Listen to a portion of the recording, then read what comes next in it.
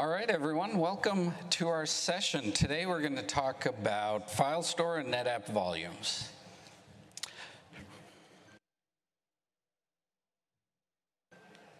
And I'm going to learn how a clicker works. All right, so the guy who can't use a clicker, that's me. I'm Vijay. I run product for file solutions at Google. I'm going to be joined by Cohavit, who's my engineering counterpart, so she actually builds everything. And then Sean, and we have a special guest from Salesforce. We have Lavanya here as well. All right, there we go. So a common theme through this session and a lot of the sessions is how do GCP customers ensure that they have the right infrastructure to power their business? And so today we're talking about file storage, but I'd invite all of you tomorrow. There's a spotlight session. I think it's 202 is the session number at 11:45. And the speakers there will talk about this theme at a much higher level and look at how do we optimize at a system level across compute, storage, and networking, considering hardware and software to figure out how we meet all the unique workloads requirements. And if we do that right, we can optimize for AI ML, we can optimize for modern workloads and traditional enterprise workloads. So storage challenges, the question comes up, why is storage tricky? And fundamentally, the reason is it's not one size fits all. Lots of applications do very well with object, but there's a lot that fundamentally need file protocols.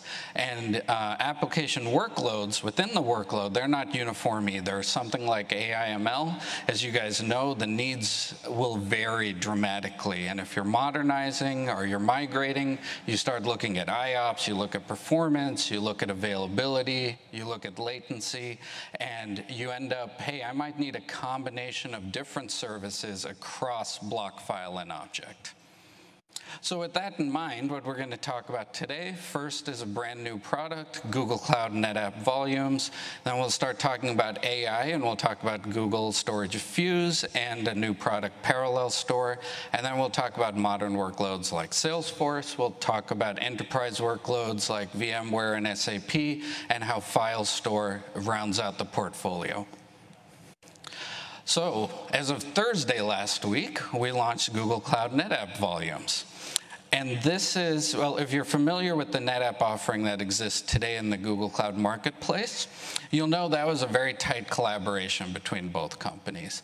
This offering is a true Google product. So there's no longer spending time with both companies. You just go straight to Google and you get a true Google product. So customers now, single point of contact for sales, billing, procurement, support, and you just choose NetApp Volumes just like you would any other Google service. So it's fully managed, and it's tightly integrated and unified with the Google Cloud. You use the same APIs or the console to access it, the same management APIs, and all the same horizontals and services that you'd find in any other storage product like Filestore or cloud storage. Rich data management, of course, built in as you'd expect. You can take the snapshots, you can copy and clone for dev and dev purposes, and replication is going to support you when there's either zonal or regional outages as well. Backups are coming later this year, but pretty soon. And then one of the big asks that we've gotten from customers is now here. Along with the NFS protocol, NetApp Volumes provides a SMB Windows protocol as well, along with the dual protocol. The system's going to scale all the way from 2 terabytes to half a petabyte, and then security is baked in by design, including customer-provided encryption keys.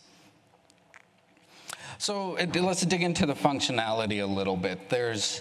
There are multiple service levels that you can choose and consume. Premium and Extreme are GA today. Premium comes in at 64 megabits per terabyte, and the Extreme offering actually doubles that. Both have storage pools up to half a petabyte. And if you've used the NetApp offering in the marketplace, this is one of a number of new concepts, this idea of pools. So pools can be provisioned very large, and then they can be carved up and provisioned into volumes that go as small small as 100 gigs. So that gives you a lot of flexibility on how you deploy your applications and your data. Pools are assigned a service level. You can move between them dynamically. SLA 3.5 nines for premium and extreme, and the protocols, as we mentioned, NFS, SMB, and dual protocol as well. Standard is coming soon, very soon, and that'll come in at 16 megabits per second, and it'll go to all regions after the initial rollout to the first 14 regions. Data protection, like we talked about, snapshots, copies, cross-replication, and backups now can be applied to the volume, not just the pool, for additional flexibility. So let's dig into storage for Windows, right? So now we have, as Google Cloud, a fully managed SMB storage offering to support Windows workloads, and it has all the deep integrations that you have expected and seen from NetApp over decades of experience. So multi-channel for SMB3 to really optimize the performance of your Windows VMs, and integration with managed AD. The file serving piece in the cloud obviously is one big piece. It's going to check off user shares, SAP, VDI, all those scenarios you know. But there's also the opportunity now to serve for remote locations. So that works in the case where your users are on-prem and your data's in the cloud. Or if you want local caching and local performance, you can use edge caching, which used to be called global file cache.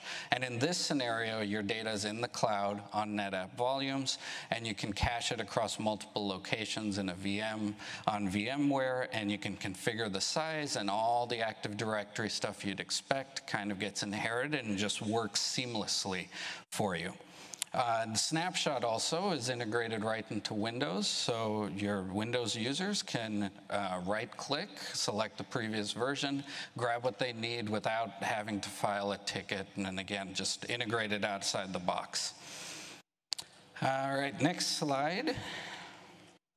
All right, and then on the Linux side, right? So as we said, this is a fully managed service for NFS, including dual protocols, so NFS and SMB with Kerberos and AD, and rich data protection. It's dynamic on-demand scaling and strong security with client-managed keys. So with that, we will switch to AI, and I'll hand it to Sean.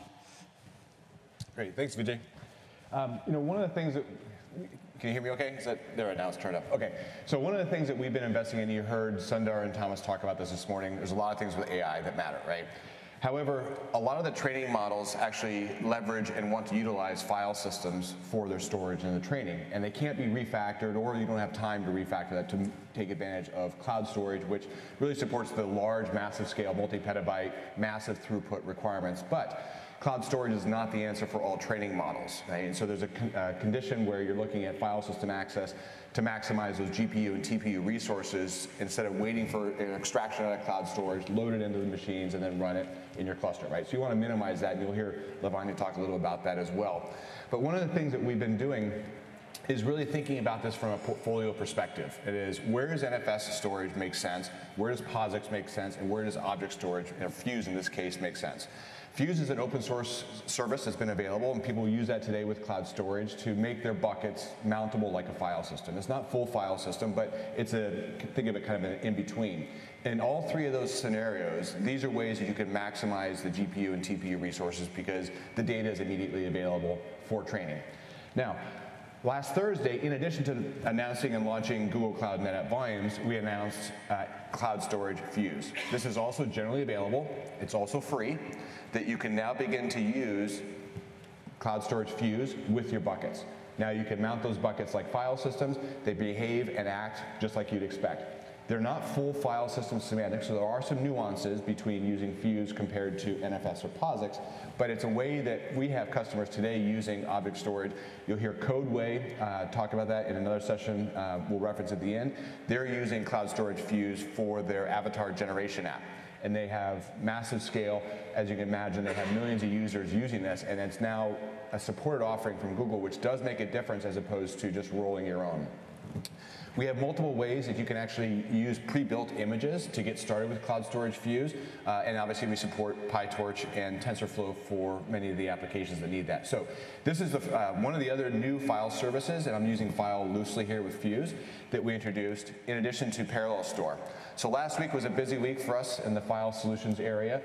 Parallel Store is also in preview and new. This is based upon the open source Intel Deos project. This is a parallel file system that delivers ultra-high performance and ultra-low latency for GKE workloads, as well as other HPC workloads, but in this case we're focusing on AI. This is something that's actually much higher performing than other Lustre scratch offerings from other competitors. It's also something that delivers that ultra-low latency of 0.3 milliseconds, as you see on the slide. That's dramatically different than an object storage or cloud storage latency of tens of milliseconds or hundreds of milliseconds, right? And this is something that we've also built in erasure coding on the back end to protect that scratch storage space. So the difference here with a parallel file system is you can scale out the number of nodes based upon your needs and performance. All nodes have equal access to the storage, and you can get terabytes per second of throughput with ultra-low latency, and that's a very different way to think about delivering storage for training models. So as you think about these three different offerings, the new things are Cloud Storage Fuse and Parallel Store, but also Filestore is used by many companies. You'll hear Lavanya talk about that as well for the NFS storage. This is something, if you think about the different models between text and audio and video, you don't have to use one storage for all of your training models. You can mix and match the combination that suits your workload and the profiles, whether it be file size of kilobytes to megabytes is very well suited for Parallel Store. All the way to the other end, if you're hundreds of megabytes or gigabytes size in files, that's where object storage does really well. Throughput is another area. I mentioned Parallel Store doing terabytes per second. File store is like 25 gigabytes per second. But cloud storage, we have customers exceeding 30 terabytes per second of throughput for their workloads. So it really will scale based upon your training needs. And the last thing I'll mention on this slide is the IOPS side of things, right? Parallel stores millions of IOPS. Cloud storage, not so much millions of IOPS. It's a different workload, right? So you have to think about these across the portfolio of your requirements, which gets into the GKE workloads for Filestore. This is one of the things that's not new. Filestore supported GKE for years, but what we've introduced is we've enhanced Filestore Enterprise to support multi-shares. For those that are using it today, you've been able to do 100 gig. Now you can also do 10 gig persistent volumes. So it's another way to think about persistent storage in a different way for multi-writer applications, and whether it be thousands of pods or tens of thousands of pods, they all have equal access to the same NFS storage, similar to Parallel Store, right? So a multi-writer use case is one of the things that NFS and POSIX does well, and Fuse doesn't. This also is one of the things that supports higher availability for your pod configurations, in that if you have a pod or a cluster go down, they all have access to the same storage, they automatically fail over. So you can have that persistent storage across interruptions as well. Filestore, you'll hear on one more slide here, there are different options between basic, high scale, and enterprise. Filestore Enterprise delivers a 4.9 SLA, which means that it's actually synchronously replicating the data across all three zones in a given region.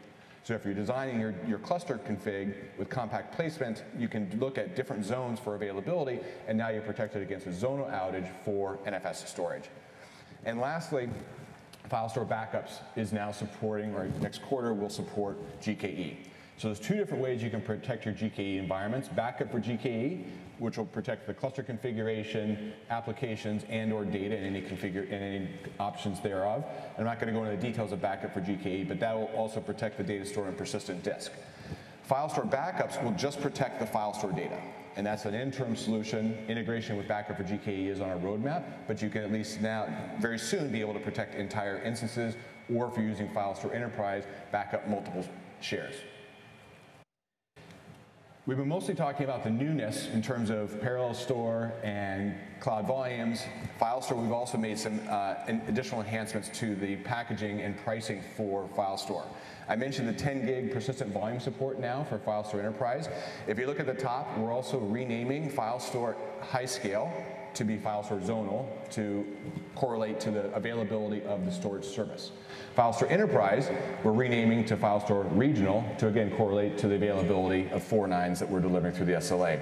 You can see the differences just looking at the Filestore columns between pricing, packaging. I should mention one other thing. The pricing at the bottom is the new pricing, not the older list price. So there's differences in pricing, availability, and capacities and performance, so you can match the appropriate file store tier to your application workloads, and in some cases, use multiple combinations.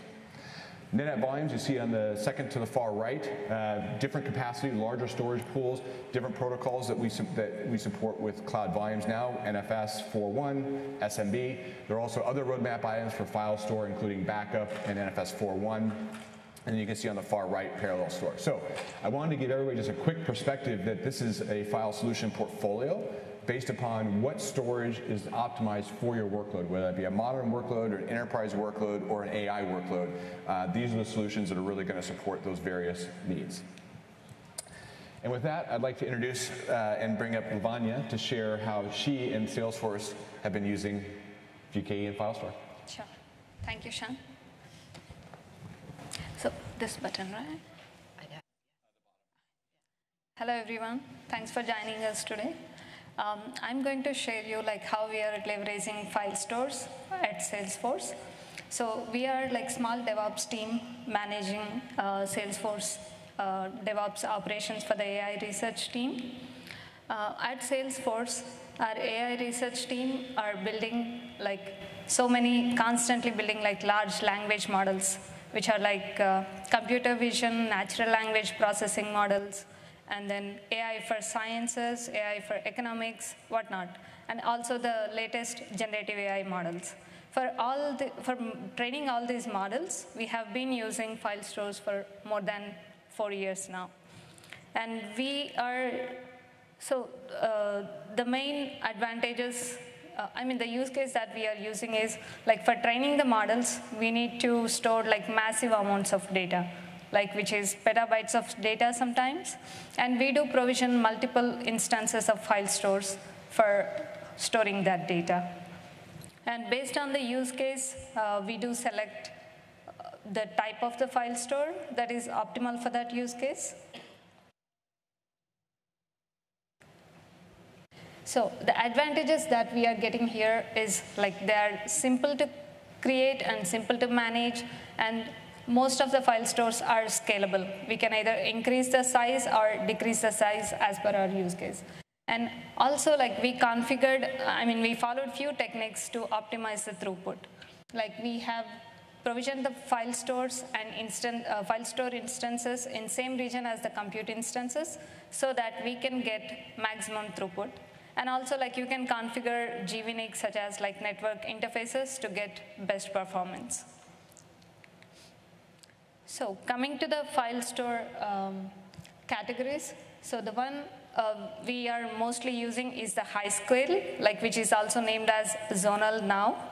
So this is the advantage with this one is we can scale up to 100 terabytes, and when it is not in use, you can decrease the size as well.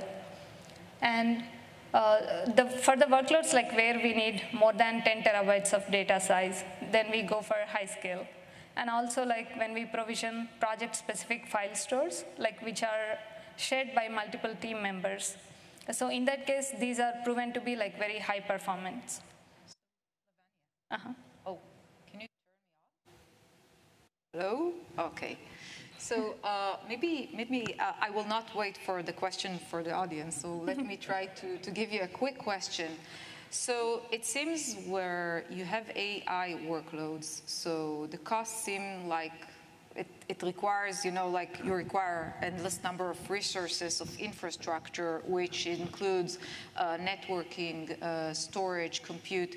Can you let me know how does FileStore high scale helps you to reduce the total cost of the project? Because at the end of the day, you want that the work will be done, but you don't want to pay so much money. Of course. Yeah, actually the high scale are the costlier version of the file stores, but still it helps to reduce, it helps to get low latency, which helps to reduce the time for job completion. And also, we can reduce the overall cost for compute resources. Perfect, thank you. And coming to the basic SSD, so we use this category for workloads which are close to 10 TB, and then where we can increment the file store size like up to 2.5 terabytes at once. The main difference between SSD, basic SSD and zonal is that you can even reduce the size in high scale, whereas you don't have that option in basic SSD because of the underlying hardware. But throughput-wise, they both are almost same. Yeah, and maybe I will have a small comment here. So we have just expanded files or zonal capacity to cover 1 to 10 terabytes range. So in that case, so file store, enterprise, or high scale can also be an option. So this is a file solution, so definitely you can see it as a menu of solutions for your needs. Of course, I think that would be an awesome solution for our workloads right now. And coming to the basic HDD, we do maintain like user-specific file storage. Like in those cases, like we use basic HDD, where like the performance is not a bottleneck. And by creating like hundreds of terabytes of data, still the file store is the cheapest resource that we are paying for, I would say. Yeah. And just to say, the cheapest, and just to think about it, you have so many type of workloads and applications, and eventually, like a simple NFS protocol, a simple NFS solution supports all of them. So it's kind of like amazing how all these workloads needs basic fundamentals of file activities. Exactly. And coming to the accessing, like. Most of our workloads are GKE based, and they need to access like the file stores on the go. So we do create like PV, persistent volumes, and persistent volume claims in user namespaces so that they can attach their volumes to n number of pods. So the read and write many advantage comes with these file stores, especially the network file stores, which is so convenient for accessing the file stores from multiple instances. And coming to the backup, of course, backups have to be there for the disaster recovery. So there are multiple options for backing up the file stores. So one way is like creating the snapshots and backups at like periodic time period. And then the other option is utilizing the storage transfer service, which is available in GCP today. You can schedule your jobs and automatically transfer the data from NFS volumes to the Google storage buckets, which is like cost-effective way for backing up the data. So these are the resources. You can check it out and let me know if you have any questions. Thank you. Okay, thank you, Lavanya. I will say, just before going to the enterprise workloads, which are kind of like obvious but so important for organization, I will say that as an engineering leader, for me, to lead the file solution team and get feedback from customer is one of the most important values to assimilate in the organization. Sometimes, as engineers, we're excited of developing like new cool technologies, but we need to understand how customers are using these products and how they are benefit. And to understand that sometimes, hey, maybe it's the cost that actually impacts the customer if it will benefit them. It's actually amazed me as a young engineering leader, but yes, today I definitely understand the difference.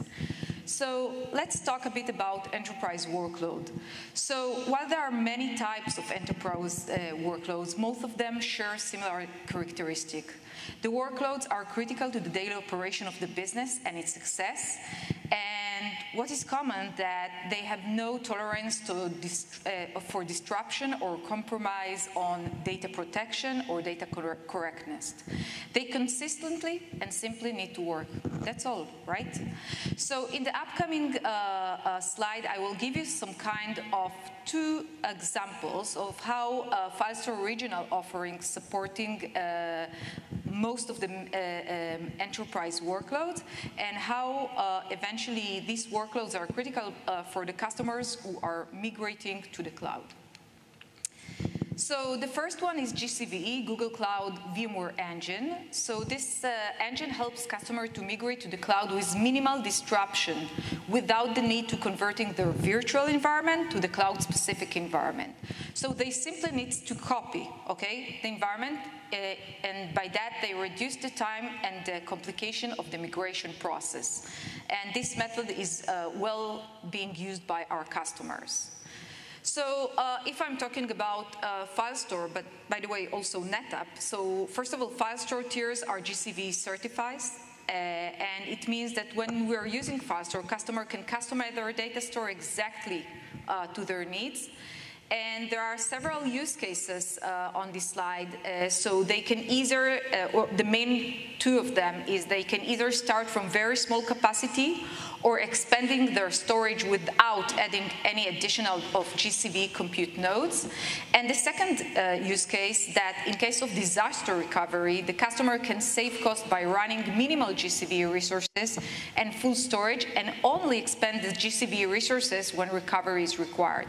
And again, by that, the advantages are obvious, which are the fastness of the migration process as well as the cost effectiveness.